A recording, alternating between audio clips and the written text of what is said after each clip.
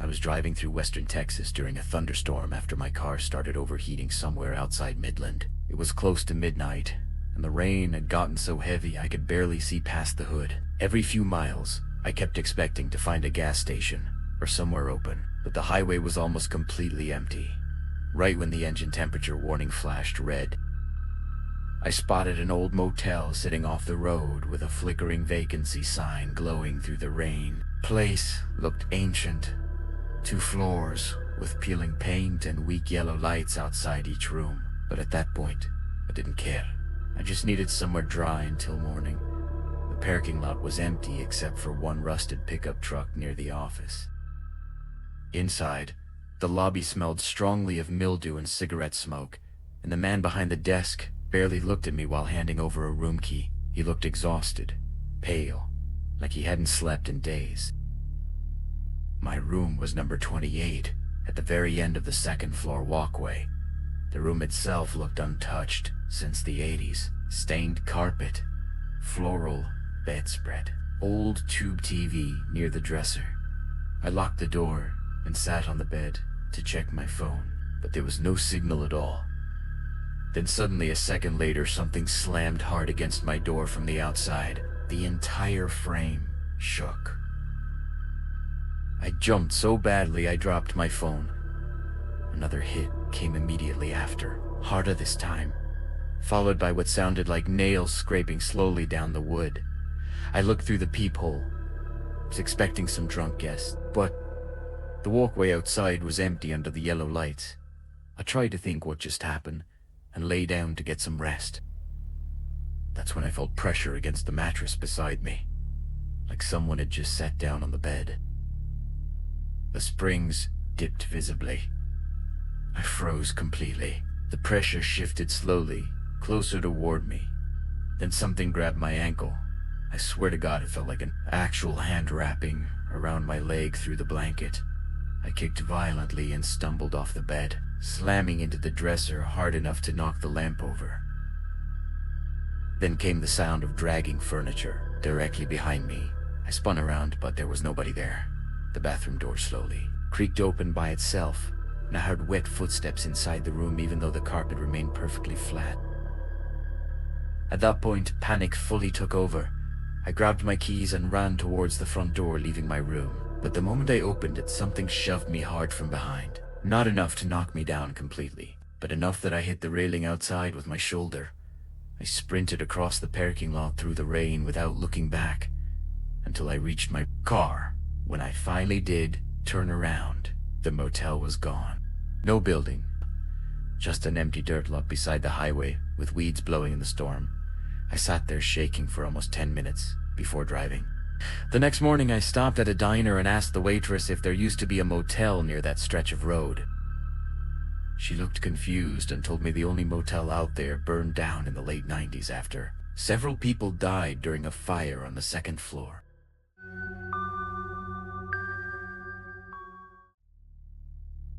I worked night housekeeping at a small hotel outside Nashville for almost a year, mostly cleaning rooms after late checkouts and dealing with drunk guests who trashed everything before morning. The hotel itself wasn't fancy, just one of those older roadside places with faded carpets, buzzing vending machines, and long, quiet hallways that always smelled faintly like bleach and cigarette smoke no matter how much we cleaned.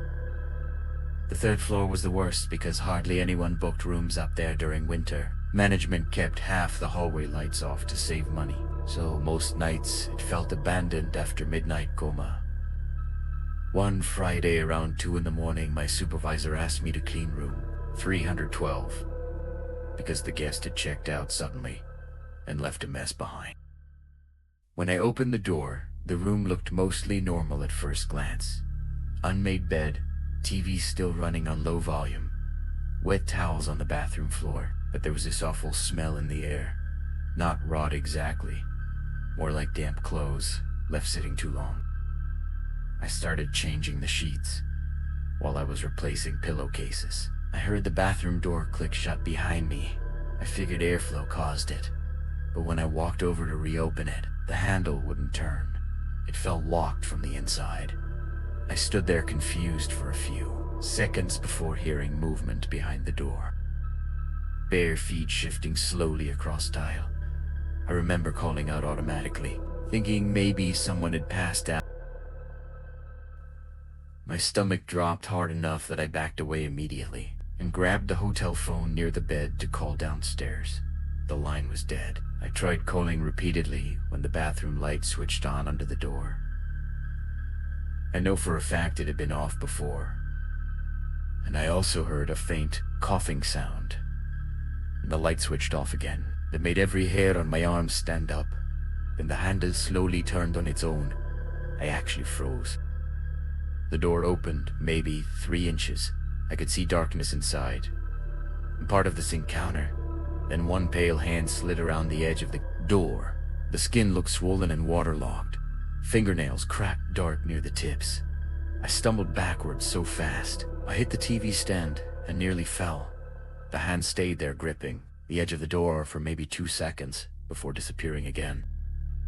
I ran out of the room without my card or supplies, and nearly collided with the front desk clerk while trying to get downstairs.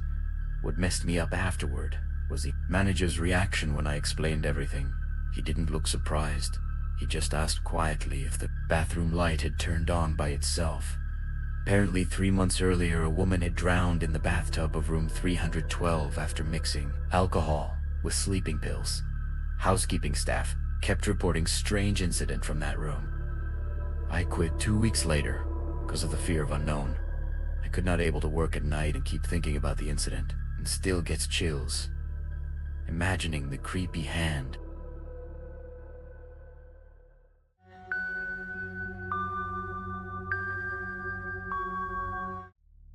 I worked the overnight front desk at a motel for about 6 months after being unemployed for a long time. I was desperate to get a job at this time, and the pay was decent there.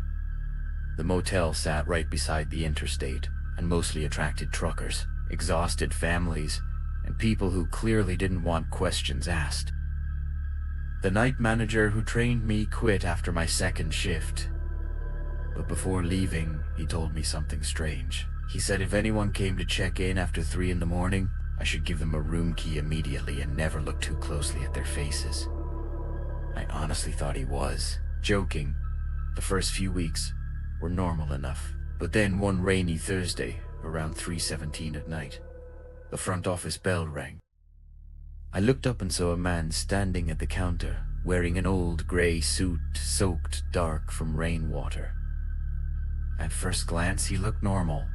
Middle-aged, maybe, except for the way he stood completely motionless. No shifting weight. No blinking. Nothing. I asked if he needed a room, and he nodded slowly. That's when I noticed his right hand resting on the counter only had 2 fingers. The missing ones looked torn away unevenly, dark red flesh exposed where knuckles should have been. I remember freezing because there was no blood dripping, no reaction from him at all. Then he smiled at me. Blood started leaking slowly from both corners of his eyes, like a thin streams. It was running down his cheeks, while he kept smiling like nothing was wrong. Every instinct in my body told me to run, but I remembered what the old manager said, and handed him a key for room 11. Without speaking again, the man took the key silently and walked outside into the rain. The next morning, room 11 was empty. Everything was untouched, but the room smelled strongly like wet dirt and copper. After that, it started happening almost every night. Always after 3 in the morning, different people each time. A woman missing part of her jaw who kept twitching her head sharply every few seconds. A teenage boy with one eye hanging strangely low like it had partially detached. An older man whose fingers bent backward the wrong direction whenever he signed. The guest book. None of them ever spoke much. Most just stared at me with these horrible blank expressions while blood leaked slowly from their eyes or other part of body. And every single one asked for a room on the first floor. The strangest part was the security cameras. Whenever I checked footage afterward, the lobby always appeared empty. During their check-ins, you could see me standing at the desk, talking to nobody, handing room keys into thin air. I started losing sleep after that, constantly terrified of 3 in the morning approaching. But the worst encounter happened during my last week. The bell rang exactly at 3:33 a.m., and I looked up, expecting another silent guest. Instead, I saw a little girl standing alone at the counter wearing a yellow raincoat. She looked maybe 8 years old. At first I thought she was actually alive because she seemed more normal than the others. Then she lifted her head fully toward me. Her mouth was sewn shut with thick black thread, and both her hands were missing entirely past the wrists. I felt panic rise instantly, but before I could move, she slowly pushed something across the counter toward me. An old motel room key, which was room number 6. The same room I used every night during breaks to nap for an hour. I looked back up at her and noticed blood running from underneath, the threads sealing her mouth. Then she whispered anyway. I still don't understand how, because her lips never moved. She told me someone was already staying in room 6. The office lights suddenly shut off for maybe 2 seconds. When they came back on, the girl was gone, but the room key remained on the counter covered in fresh water. I grabbed my jacket and walked straight out of the motel that night without even collecting my final paycheck. A month later, curiosity got the better of me, and I searched the motel online. It had permanently closed years earlier after a highway flood killed several stranded travelers, sheltering there overnight, including a little girl found in room number 6.